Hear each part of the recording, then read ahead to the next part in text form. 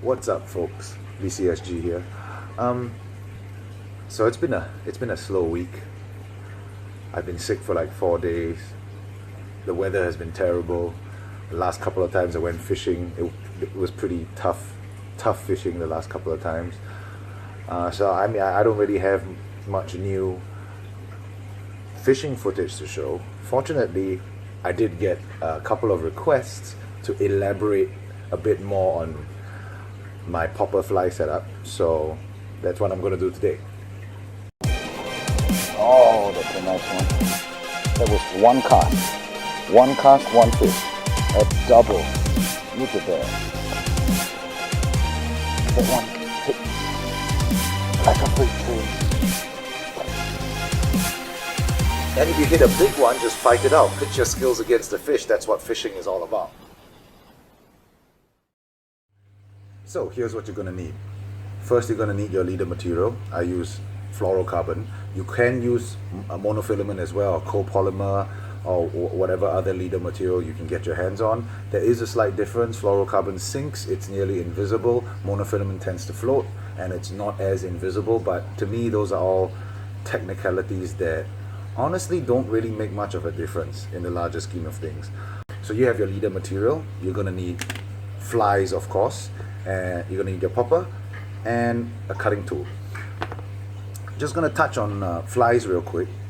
I'm not a fly fisherman, so I'm not going to get into all the technical terms of what kind of fly this is or what category of fly it falls into and whatnot. I'm just going to layman it into artificial looking flies and natural looking flies. Artificial looking flies would be flies like this. This one is actually tied by Nick. I think I've mentioned him in a couple of my previous videos. In fact, Nick also tied this one. So, artificial flies. They don't look like anything that is natural. The fish probably bite them because they're curious. And then you have natural looking flies, where the fly looks somewhat like an insect and it entices the fish to bite because it looks like food. And I've probably mentioned many times in previous videos that the popper really doesn't matter. Just for the sake of this video, I am using a Berkeley 3DB popper. And the only reason why I use this is because the profile is really small. I use an ultralight setup. This is a micro lure or a micro popper, and I got it for really cheap. Alright, so on to the knots that I use. I only use one knot. I pretty much only use one knot to connect almost everything, excluding my leader, my main line to leader. That knot, I use an FG knot. Maybe I'll make a video of that sometime down the road. But for almost anything else, connecting my leader to a swivel, connecting the leader to the popper, to the fly, I use only one knot, and it's the Trilene knot. I'm not gonna go all technical. Suffice to say, I use the Trilene knot just because I find that it's really easy to tie, and it has one important feature. It is not a loop knot, it is a double loop that loops around the eye. A double loop means it loops around the eye twice. A lot of knots just loop once. Now, when you have a line that loops around the eye twice and you tighten it down, it reduces the chance that the line will move around the eye. I feel that that's pretty important, that the line stays in one position, such so that when you cast this popper fly out, there's a lower chance of the line kind of wrapping around the popper mid-flight.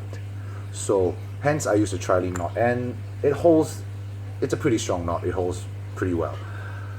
So I'm just going to give a quick demo on how to tie the Trilene knot. Okay, so you have the eye and you have the leader.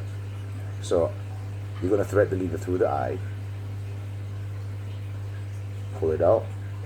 You're going to double back, and so you're going to double back and stick it back through the eye.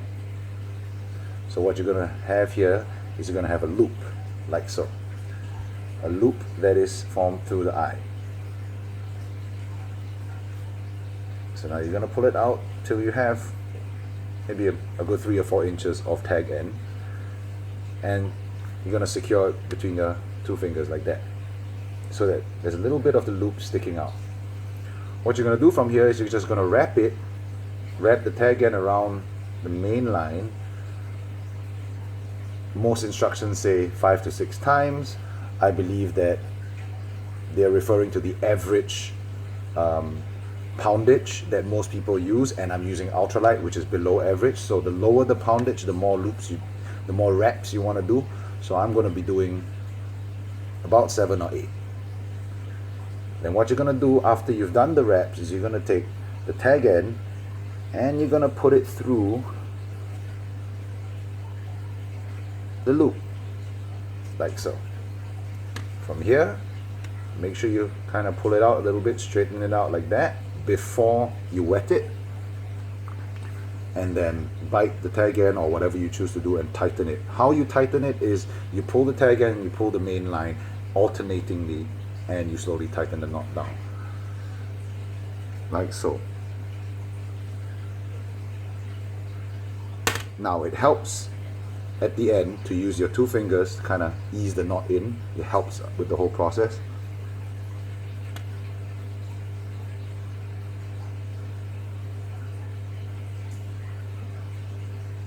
Alright, right there. What I like about it is it's a double loop, so the leader wraps around the eye twice, it cinches down, and the tag end is perpendicular. That's what I really like about it. The tag end kind of sticks out perpendicular to the eye. So then you just snip it off, make sure you leave a little bit of tag end. I like to leave a couple of millimeters, about like that, just so that it allows for some slippage if it even happens. And from here you're just going to pull the necessary length. Like I've mentioned before, you want to look at something between 12 inches to 18 inches, 1 to 1.5 feet, 30 to 45 centimeters of leader material, inclusive of the amount of material you're going to be using to tie the knot, of course, so you got to give yourself a little bit of leeway. Alright, so you're going to grab your fly. In this case I'm going to be using this one, which is one of my favorite flies, and you're going to tie the exact same knot, the Trilene knot again. Alright, so I'm not really going to explain this one. I'm just gonna tie it as fast as I can, just to show you how fast I can tie the knot and how easy this knot is to tie.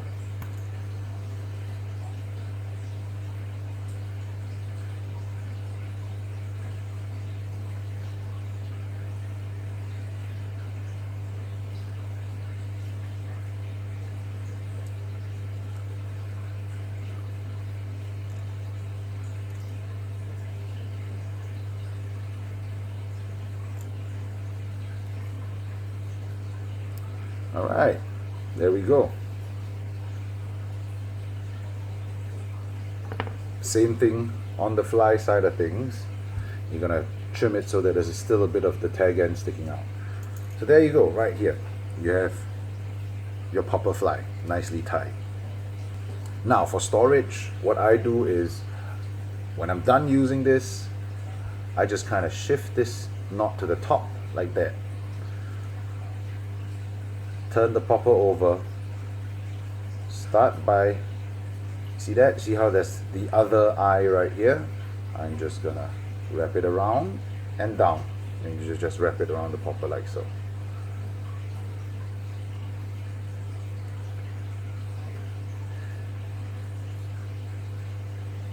And then I stick the hook in the eye. Now there's a reason why I recommend moving the knot to the side. That's so that you don't accidentally kind of jab at your knot with the hook as you're putting it through the eye.